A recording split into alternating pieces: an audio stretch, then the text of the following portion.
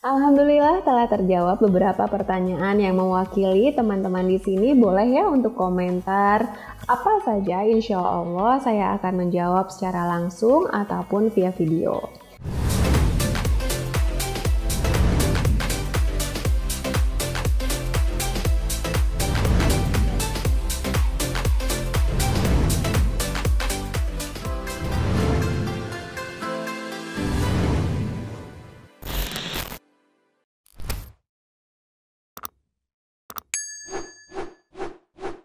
Sekarang waktunya Q&A kembali karena masih banyak pertanyaan seputar suplemen whitening baik dari di DM Instagram maupun kolom komentar di YouTube. Di sini saya akan menjawab beberapa pertanyaan yang kurang lebih sama dan semoga dapat membantu teman-teman di sini.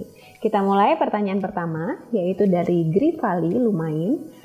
Kak, apakah kalau kita udah mendapatkan hasil maksimal, kita boleh berhenti untuk mengkonsumsi suplemen whitening?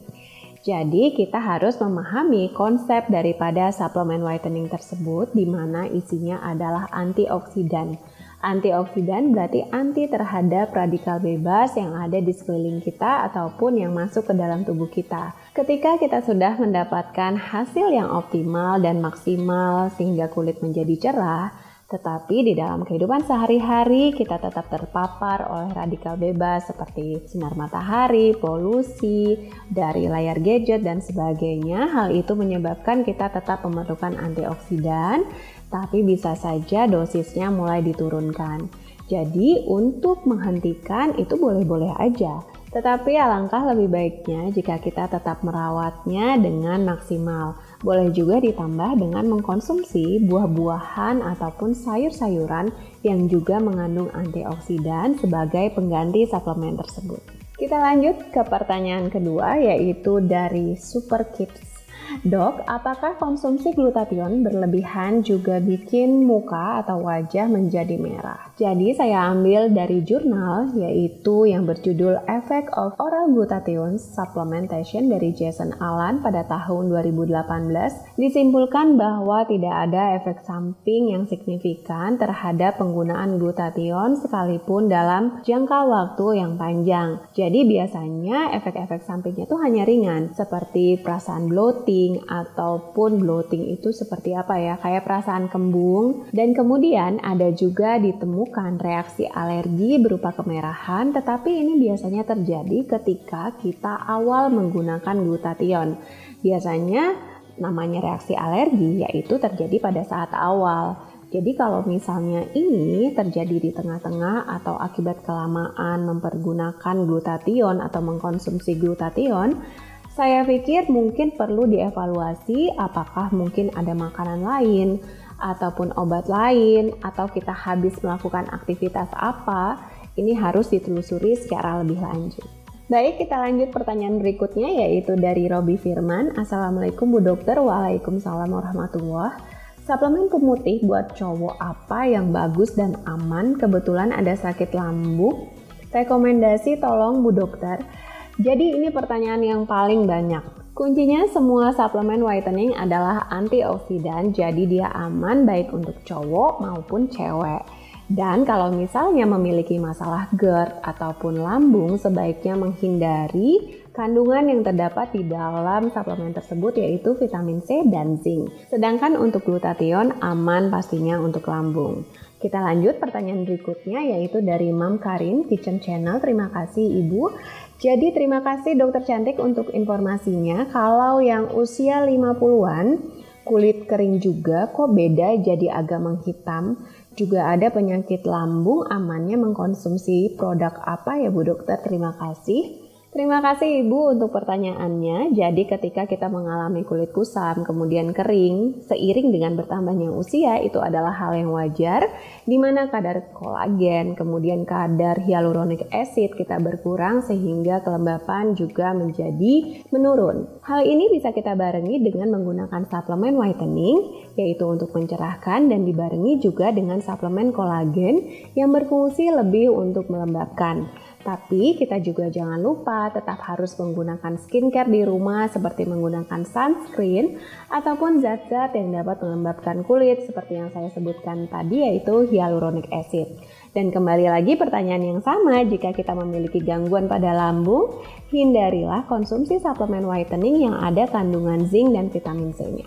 Kita lanjut pertanyaan berikutnya, lumayan banyak nih. Jadi dari Mbak Mita Mitu, dok, benarkah tidak boleh minum kopi sepanjang hari jika minum suplemen glutathione? Atau bolehkah diminum malam kalau kopinya pagi hari? Dan apakah suplemennya efektif? Mohon pencerahannya.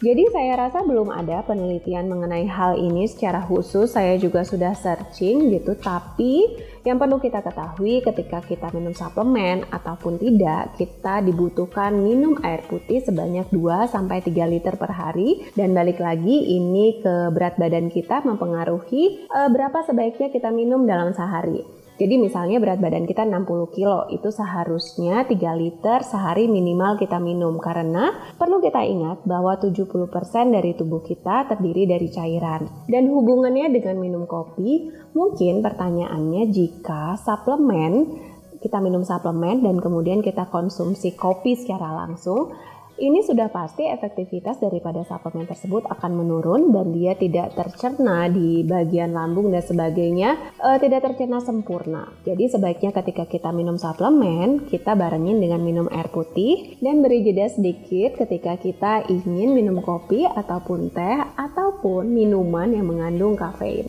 Baiklah, pertanyaan berikutnya dari Mbak Nesia Octavia dan Mbak Ima Siti. Ada efek samping ke bayi nggak dok kalau ibunya mengkonsumsi glutathione busui usia anak 2,5 bulan? Dari Mbak Imas juga menanyakan hal yang sama, aman untuk busui atau tidak. Kembali lagi bahwa isi dari suplemen pencerah yaitu glutathione itu adalah antioksidan. Selama produknya original, yang pasti ini aman dikonsumsi untuk ibu menyusui. Kita lanjut ke pertanyaan dari Ibu Titin Setiorini, dok, apakah berpengaruh ke rahim? Untuk pengaruh suplemen pencerah yang kandungannya antioksidan dan original, belum ada penelitian yang berpengaruh ke rahim untuk Ibu Titin. Dan pertanyaan selanjutnya lagi, dok, pakai krim wajah yang sudah BPOM tapi mengandung glutathione saat hamil diperbolehkan atau tidak? Krim wajah yang sudah BPOM dan mengandung glutathione karena glutathione tersebut adalah antioksidan, hal ini boleh digunakan selama kita mengandung ataupun hamil karena pastinya aman. Lanjut lagi ke pertanyaan dari Bang Sam, dok, kok kulit saya sulit sekali putih, apa karena keturunan tidak bisa dirubah? Jadi kita memiliki warna dasar kulit masing-masing, kemudian memiliki pigmentasi kulit masing-masing. Biasanya warna tercerah di dalam tubuh kita yaitu adalah di bagian dada ataupun di bagian bawah lengan. Jadi putih tersebut biasanya bersifat subjektif. Justru itu suplemen whitening atau pencerah ini fungsinya adalah mencerahkan semaksimal yang tubuh bisa lakukan.